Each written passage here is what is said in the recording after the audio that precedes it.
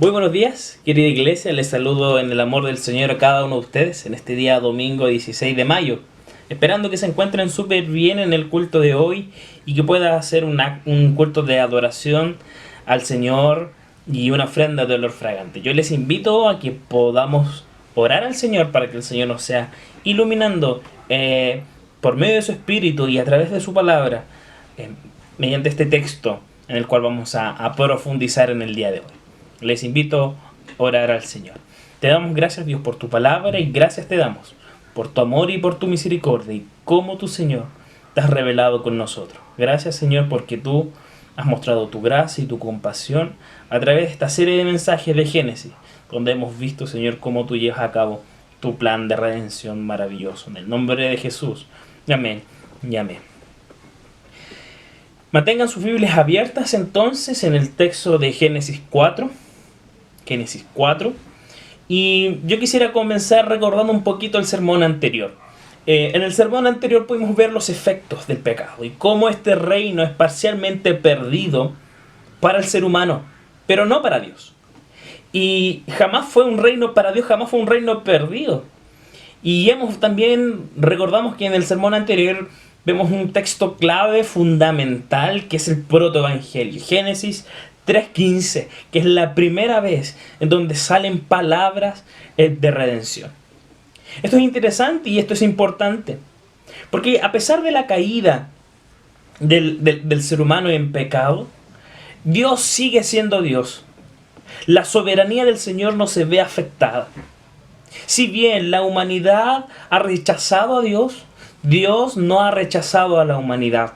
Él sigue buscando a los pecadores, a los caídos, a esos pecadores caídos, aquellos que se rebelaron contra Él.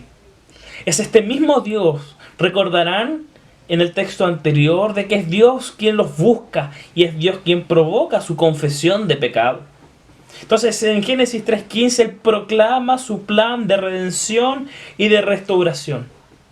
No simplemente para mostrar su gracia y su misericordia, sino también para dejar bien en claro que su autoridad y que su poder sobre el tentador y sobre los tentados seguirían demostrándose. De que su poder, su autoridad como el rey de este cosmos, del rey de este reino, jamás será abolido, jamás renunciaría. Entonces Dios sigue proclamando su soberanía, Dios sigue proclamando su amor a una humanidad desobediente, ofensiva, rebelde y culpable. Vemos gracia en Génesis 3:15, vemos amor en Génesis 3:15. Y Dios luego de esta palabra comienza a revelar soberanamente cómo esta gracia comienza a ser efectiva en la medida que pasan los tiempos, en la medida en que la misión de Dios comienza a cumplirse. Entonces lo que vemos es que Dios sigue siendo Dios. Dios sigue siendo Dios. Dios sigue gobernando. Dios sigue mostrando compasión y misericordia desde un principio, a pesar de que la humanidad cayó. Entonces la escena de Génesis capítulo 4 no es una escena casual, no es casualidad que Moisés haya colocado esta escena, porque de alguna forma Moisés quiere que entendamos cómo el pecado comienza a aumentar y cómo los efectos del pecado comienzan a notarse más y más en la sociedad humana. Es por ello que si usted toma a Adán y coloca a Caín en una tabla, va a lograr ver que el pecado de Caín e incluso las consecuencias del pecado de Caín son mucho más graves que el pecado y las consecuencias de Adán. La serpiente, usted se va a dar cuenta que la serpiente tentó a Adán y a Eva para pecar. Sin embargo, Caín pecó después de que Dios le animara a hacer lo correcto. Adán y Eva comieron del fruto prohibido, pero Caín asesinó a su hermano y tuvo miedo de que lo mataran. Y sus descendientes mataban una y otra vez como un acto de venganza desenfrenada. Comienza la poligamia, comienza a degradar todos los mandatos de Dios en la creación. Entonces, No es sorprendente, por lo tanto, que el castigo de Caín fuera más severo que el de Adán. Entonces lo que vamos a ver hoy son tres formas, tres ideas de cómo el pecado comienza a mostrar sus efectos en la sociedad humana. Cómo la sociedad humana comienza a corromperse más y más. Entonces, tres ideas lo que yo les quiero compartir en el día de hoy en Génesis 4. Lo primero que el texto nos enseña está de los primeros 5 versículos, del 1 al 5. Y el primer principio que nos enseña de una consecuencia del pecado es que la fe comienza a ser distorsionada. La fe comienza a ser distorsionada. Este es el primer punto. Una fe distorsionada. Este relato viene luego de que el jardín es cerrado, ¿no es verdad?, para la humanidad y ya no tienen acceso al árbol de la vida. Sin embargo, a pesar de esta sentencia, el hombre y la mujer continúan llevando a cabo su mandato, el mandato cultural, el mandato religioso y el mandato social. Seguían construyendo cultura, siguen adorando y siguen relacionándose con Dios y con los demás. Y siguen relacionándose entre sí. En el versículo 1 del capítulo 4 vemos el detalle en que el hombre se une a su mujer, Eva. Adán y Eva tienen un hijo, que es Caín. Para Eva era un momento especial para su vida. Porque para ella se estaba cumpliendo lo que le dijo Dios a la simiente, sobre la simiente. De que su simiente destruiría la cabeza de la serpiente que la engañó.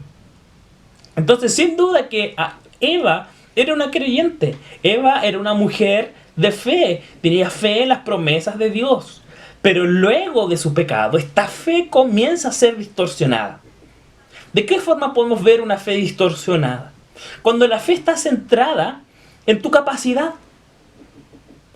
El efecto de una fe distorsionada es cuando nuestra fe está centrada en ti y en tu capacidad.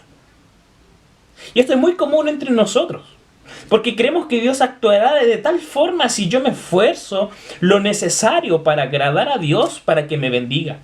Fíjate lo que dice Eva. Con la ayuda del Señor he adquirido un hijo varón.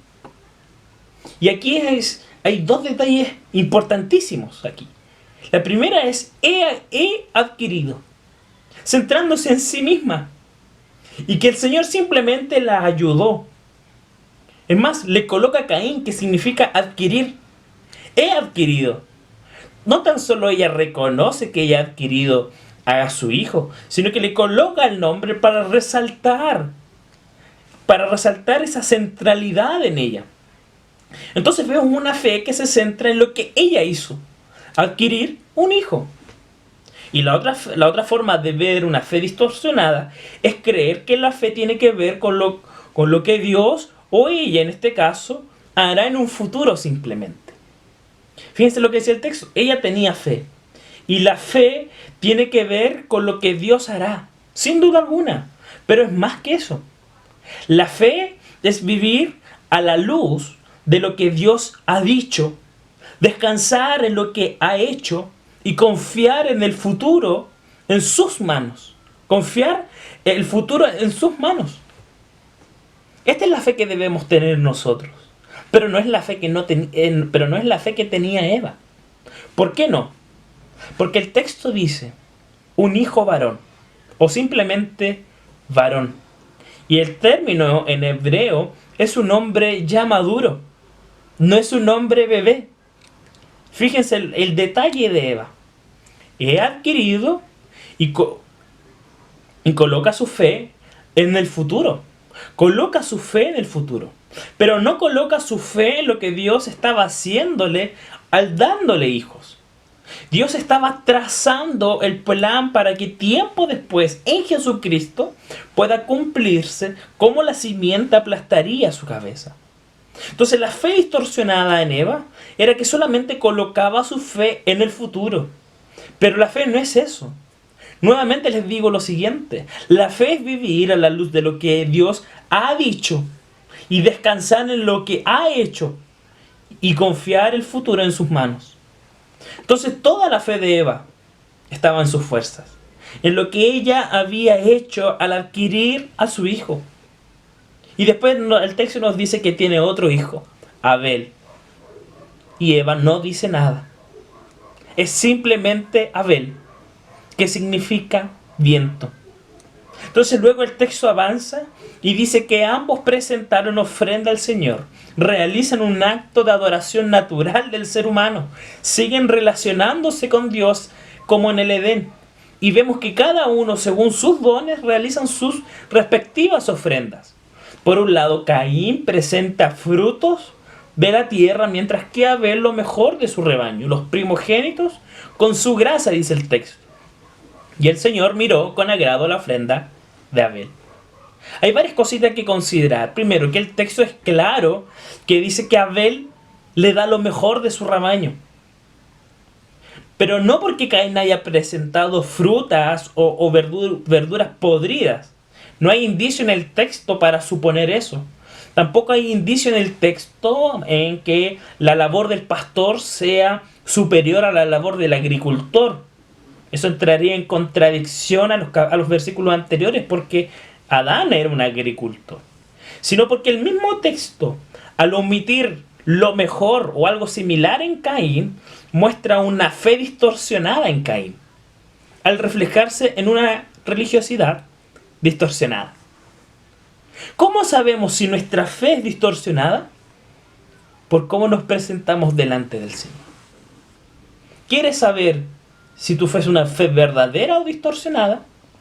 Bueno, ¿cómo es que nos estamos presentando delante del Señor? El pecado de Caín es la superficialidad. Parece religioso, parece una persona totalmente devota, pero su corazón está totalmente lejos de Dios. Totalmente lejos de Dios. No es sincero, no es agradecido. Y ustedes se van a dar cuenta que esta percepción o esta experiencia religiosa afecta toda la vida, abarca toda la vida. Porque así como Caín fracasa en su adoración en el altar, también él fracasa en el campo, en su trabajo. Entonces, como su adoración era superficial, su trabajo, su forma de recolectar las ofrendas para el Señor, también era superficial. Y esto es interesante.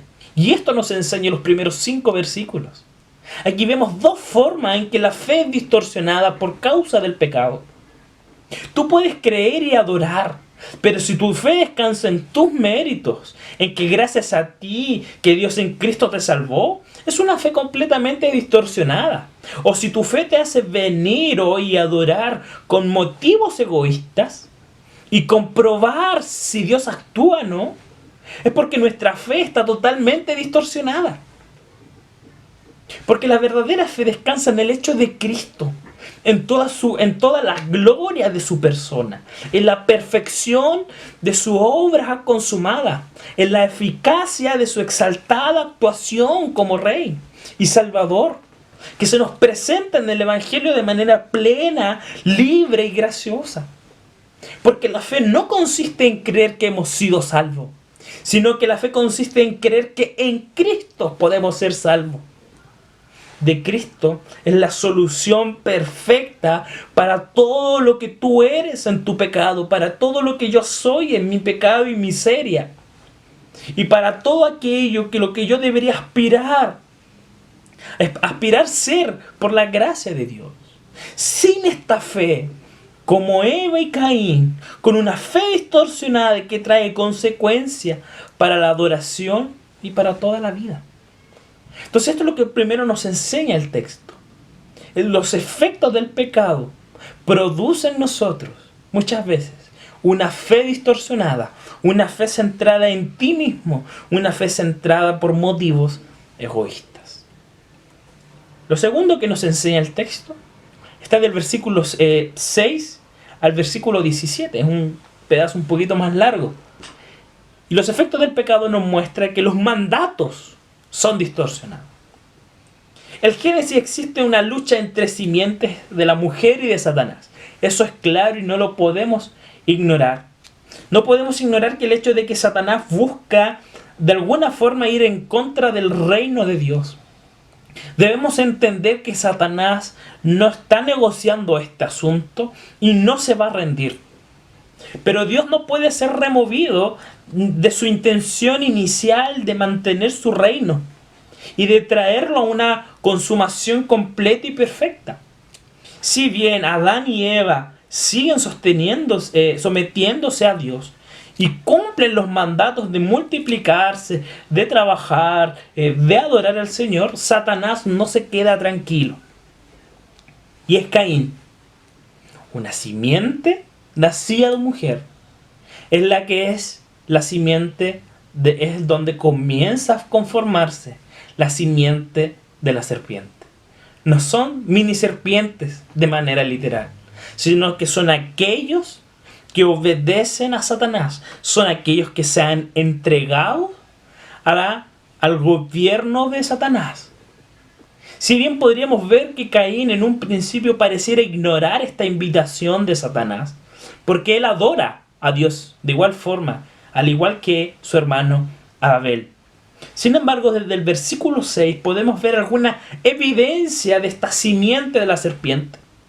La primera evidencia que vemos en Caín es que él no está dispuesto a humillarse delante de Dios. Fíjense lo que el texto dice en el versículo 6. ¿Por qué estás tan enojado? ¿Por qué andas cabizbajo? La pregunta de Dios es para que él reconozca y confiese su pecado. No confiesa su pecado. Él no cree que ha fracasado por su propia culpa. Él no asume su responsabilidad. Dios se acerca nuevamente, al igual que en Adán y Eva, Dios nuevamente se acerca al pecador. Pero esta, a diferencia de Adán y Eva, no asume su culpa. Él cree que está bien. Él cree que Dios está mal y él cree que Abel está mal. Pero Dios no rechaza de inmediato a Caín, sino que con misericordia y con gracia, Dios le habla, advirtiéndole de su condición espiritual. ¿Se dan cuenta? Dios se acerca a Caín y le habla y le advierte. Y le advierte, como dice en el versículo 7, si hicieras lo bueno, podrías andar con la frente en alto, pero si haces lo malo, el pecado te acecha, como una fiera lista para atraparte. No obstante, tú puedes dominarlo. Entonces, la falta de devoción de Caín empeora la situación y le hizo enfadarse con Dios. En lugar de arrepentirse por no haber complacido al Creador, se enfadó con Dios, esperando que Dios cambiara.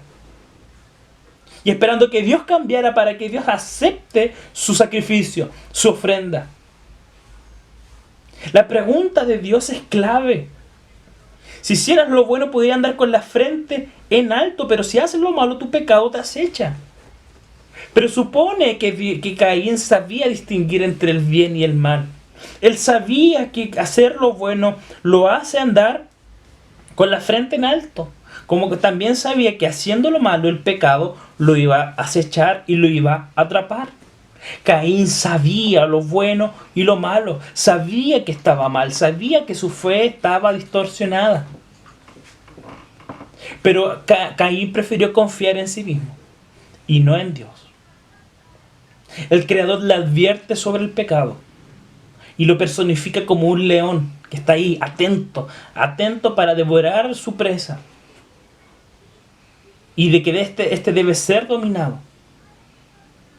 Esto es interesante, porque Dios presenta el pecado como un virus, como un tumor maligno, que no es bueno y que no es pasivo, sino que se expande, que te atrapa y que no te suelta.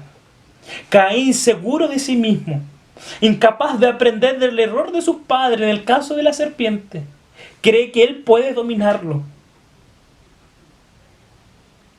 Pero no puede. Y al igual que sus padres, Caín es puesto a prueba y se le advierte que puede fracasar.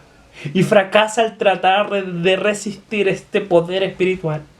El fracaso de Caín en el altar lleva, como te decía, lleva el fracaso en el campo.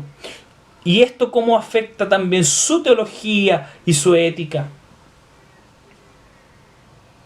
Su renuncia a Dios le lleva a renunciar a la imagen de Dios. Sus sentimientos negativos contra Dios hace que él derrame su ira matando a su hermano. En la medida en que tú renuncias a Dios, todo lo demás comienza a corromperse. Caín se aleja de Dios y decide derramar su ira, todos sus sentimientos negativos contra su hermano Abel. Toda su alma corrompida, toda su alma llena de este virus, atrapado, corroído, lo lleva a distanciarse de Abel y lo mata contra su hermano menor, supuestamente por celos, pero no es así. Tras provocar la muerte prematura de su hermano en una jugada absurda, él no asume, y esto es interesante, su responsabilidad por lo que él había hecho. Se separa de Dios, comete homicidio y más encima él no asume su responsabilidad. Fíjense lo que dice el versículo 9. El Señor le preguntó a Caín: ¿dónde está tu hermano? No lo sé. ¿Acaso soy yo el que debe cuidar a mi hermano? Finge ser inocente. Finge ser inocente, al igual que su padre en un momento, que había intentado esconderse y le había echado de la culpa a la mujer. Ambos rechazan la doctrina de que Dios conoce el corazón humano. La simiente de la serpiente son aquellos que rechazan esta doctrina de que Dios conoce el corazón humano. Porque la simiente de la serpiente es asesina, es traicionera, atenta contra Dios, atenta contra la imagen de Dios y se excusa y se esconde. Y ellos creen que Dios no puede ver sus corazones. Dios pone ahora entonces a Caín bajo una maldición. El primer ser humano en ser maldecido es Caín. Y lo maldice con algunas palabras que también les dijo a su padre. En Génesis 3:14. Dios le había maldecido la tierra, ¿no es cierto?, para frustrar a Adán. Ahora maldice a su hijo. Y se comienza a distanciar de Dios. Y él va a andar como una persona errante, va a andar vagando por la tierra y va a ser fugitivo. A causa del pecado, la humanidad y la creación se van corrompiendo más y más. Nuevamente, Caín no busca el perdón ni la restauración. En cambio, se queja. Fíjense en el versículo 14. Hoy me condenas al destierro, nunca más podré estar en tu presencia, andaré por el mundo errante como un fugitivo, y cualquiera que me encuentre me matará. Fíjense cómo este rebelde se autocompadece irracionalmente, y que en lugar de creer que Dios, quien conoce su corazón, quien lo creó, puede ver una situación más allá de sus propios ojos, él dice que no, que él tiene miedo de que lo van a matar, de esta exposición social. Él le tiene más miedo a las personas que lo maten a que a Dios. ¿Se dan cuenta en la lógica de Caín? Cuando Dios le pregunta: ¿dónde está tu hermano? ¿Por qué te enojas tanto? Él se excusa, él se esconde. Pero él no le tiene miedo a Dios. Pero sí le tiene miedo a la gente. Sí le tiene miedo a la sociedad de que lo maten. Entonces, esto es lo que vemos acá.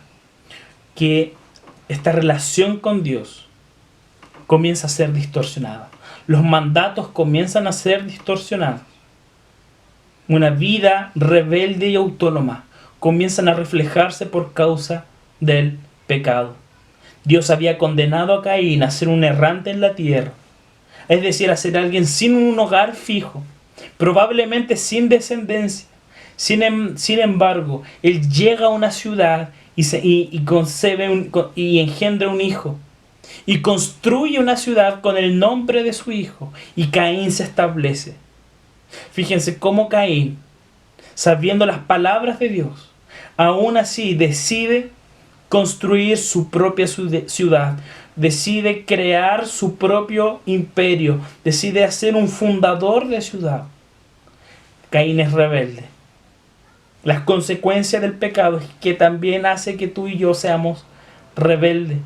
Caín podemos ver también un aspecto de autonomía. Él decide levantar una ciudad, levanta un muro, levanta defensa. Y ustedes se van a dar cuenta de que Dios le pone un tatuaje a Caín para que nadie lo mate. Dios tiene misericordia para que nadie lo mate. Caín estaba protegido por Dios por medio de un tatuaje, pero aún así Caín decide levantar muros, decide hacer una ciudad, que es una declaración de autonomía, es una declaración de independencia. Caín no necesita la protección de Dios. Él se vale por sí mismo. Él se vale por sí mismo. Caín estaba creando su propio mundo, un mundo totalmente independiente de Dios, donde la autoidolatría regirá la religión. Por eso que él nombra a la ciudad con el nombre de su hijo. Rebeldía y autonomía son los síntomas de un corazón que no se arrepiente, que en vez de estar cerca del Edén, prefiere ir a una tierra errante y ahí construir su propio mundo, lejos e independientes de Dios. En tercer lugar, y por último, tercer principio que nos enseña este texto, está del 18 al 24. Que a pesar de las distorsiones del pecado, el reino avanza. A primera vista vemos que como Caín prospera, ¿no es cierto? Y pareciera que Dios es sacado de la escena. Que tú creas que Dios no es necesario para tu vida no significa que Dios no se va a mover. Por más que tú creas que desobedeciendo a Dios tu vida será más próspera, no significa que Dios desista de su plan hacia ti. Pregúntenle a Jonás. Por más que creas que construyendo tu propio refugio, tu propia ciudad como Caín, no significa que Dios utilice eso para su propia gloria. Por más que te creas el centro del universo, Dios sigue siendo Dios. Y es el protagonista de la historia. Por más que quieras establecer tu propio reino, o por más que Satanás quiera estropear el avance del reino de Dios, Dios sigue siendo el rey de este reino y sigue obrando para completar y perfeccionar este reino. Y la gracia común de Dios, según el texto, la vida familiar, la disfrutan tanto incrédulos como creyentes. Pero en la familia de Caín había polígamos, habían personas que estaban en contra de los mandatos de Dios, como lo vemos con Lamec. El linaje de Caín dio origen a la metalurgia, a la poesía, a las ciudades, crearon culturas. Sin embargo, su linaje estaba cada vez más separándose de Dios. Sin embargo, comenzamos a ver cómo el pecado comienza a distorsionar el pacto. En vez de una adoración a Dios, el ser humano comienza a autoadorarse. En vez de llevar una vida monógama con Lamec, la poligamia nace, versículo 19. Y el pacto matrimonial se corrompe. Y la violencia injustificada comienza a notarse, como en el versículo 23. El mandato social se corrompe. Por otro lado, vemos cómo el mandato cultural también se corrompe. Porque a pesar del desarrollo de ciertas áreas, el hombre lo ocupa no para glorificar a Dios, no para gozarse en Dios, sino para glorificarse a sí mismo y para separarse aún más de Dios. La familia de Caín es un microcosmos, es un microreino, donde su patrón de proeza técnica y de fracaso moral es el de toda su humanidad. El canto de desafío sarcástico de Lamec revela el rápido progreso del pecado. Mientras que Caín había sucumbido a ella, al pecado, Lamec se regocija en el pecado. Mientras que Caín buscaba protección, Lamec mira a su alrededor con una actitud de desafío y que está dispuesto a matar a un simple bebé por golpearlo, por una herida. Entonces vemos cómo la generación de Caín, y especialmente con Lamec, comienza a corromperse más y más. Sin embargo, Dios se mantiene fiel al pacto y a su palabra. Porque si este relato hubiese llegado al versículo 24, no habría esperanza de alguna simiente. Sin embargo, aquí la esperanza es restituida en obediencia al mandato de multiplicarse. Versículo 24. Adán y Eva son restituidos matrimonialmente y conciben a Set, que significa sustituto o sustituido, quien sustituye a Abel. Y este hecho claramente comienza a restaurar todo lo distorsionado por causa del pecado, por la generación de Caín y Lamec. Comienza a haber luces de esperanza. Y vemos algunas luces de esperanza. En primer lugar, vemos cómo Eva entiende que Set es un acto de la gracia de Dios. Y aquí reconoce Eva que es totalmente pasiva. La teología de Eva comienza a cambiar. La fe de Eva cambia.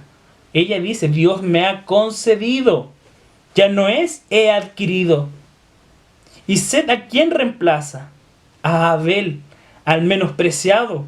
No a Caín, no a su regalón, sino que a Abel.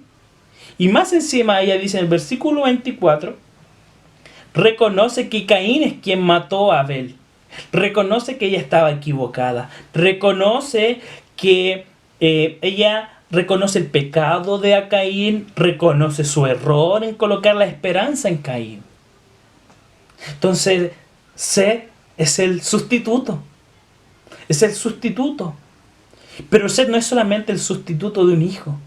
Es el sustituto de la esperanza. De una esperanza que hoy Cristo restaura. Que Set apunta claramente a Cristo.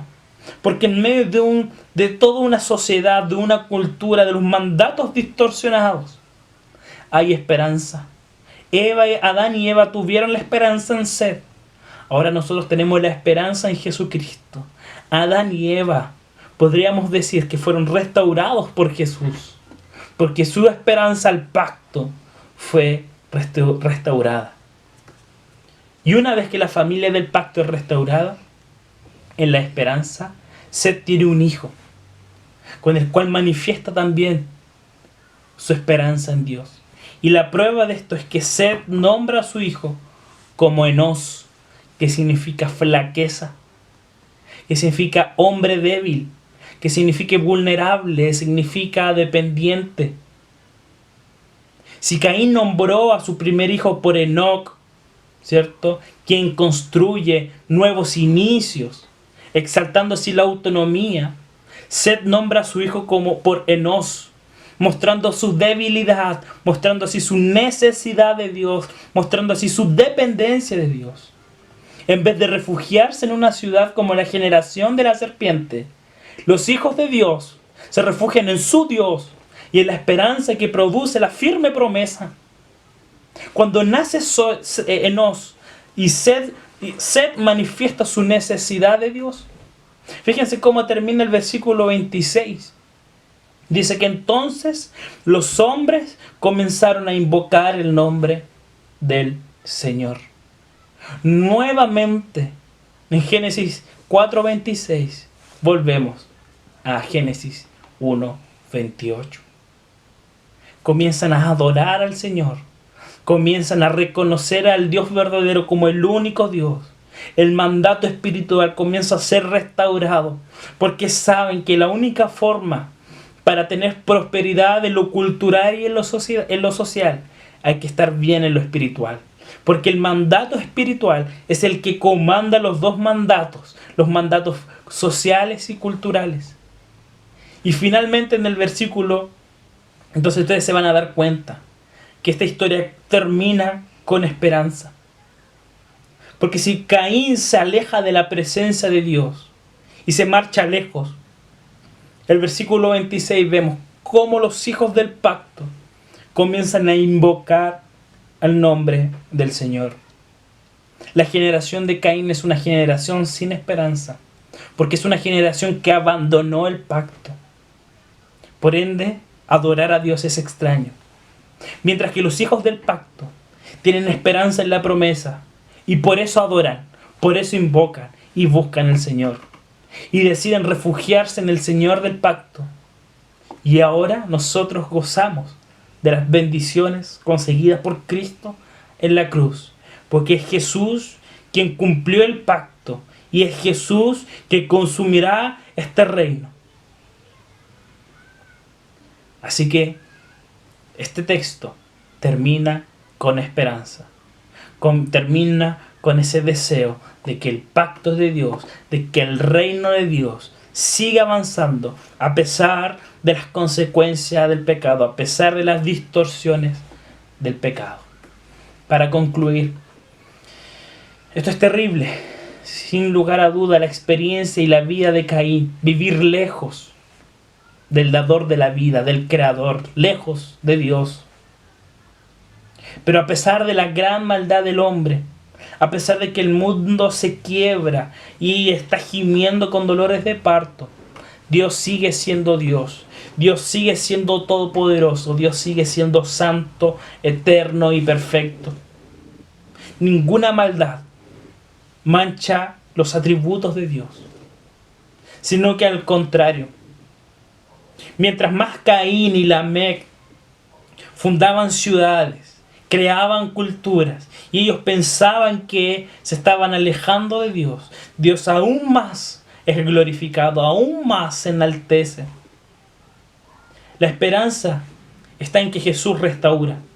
No importa cuán perdido se vea el mundo, Jesús venció al mundo.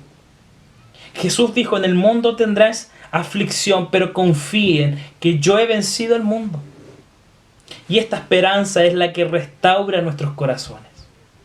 Y la promesa de Cristo restaura todas nuestras esperanzas. Y algún día desaparecerá todos aquellos errantes, todos aquellos que están en tierra de errante, sino que luego nos reuniremos con Jesucristo en un mejor Edén, en un mejor deleite, en una mejor delicia, que será junto a Jesús en los nuevos cielos y en la nueva tierra. Así que en estos nuevos cielos y nueva tierra, ya no tan solo invocaremos el nombre del Señor, sino que lo vamos a ver y vamos a habitar con Él, junto a Él, en su casa, para siempre. Que el Señor te bendiga. Te invito a orar. Te damos gracias, Señor, por tu palabra, y te pedimos que seas tú con cada uno de nosotros. Que este texto nos desafíe y nos anime a invocar, a adorarte en medio de este mundo perverso. En el nombre de Jesús. Amén. Que el Señor les bendiga, querida iglesia. Les mando un abrazo y nos vemos pronto.